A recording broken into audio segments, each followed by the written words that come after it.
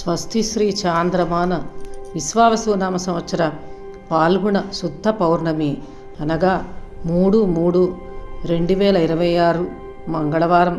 సమయం మధ్యాహ్నం 3:20 నుండి సాయంత్రం 6:47 వరకు చంద్రగ్రహణం సంభవిస్తుంది. కావున మధ్యాహ్నం 12 గంటల లోపలే భోజనాలు పూర్తి చేసుకుని మళ్ళీ గ్రహణమైన తర్వాత స్నానం చేసి దీపారాధన చేసుకుని రాత్రి భోజనం చెయ్యాలి, లేదా టిఫిన్ అయినా చేయొచ్చు.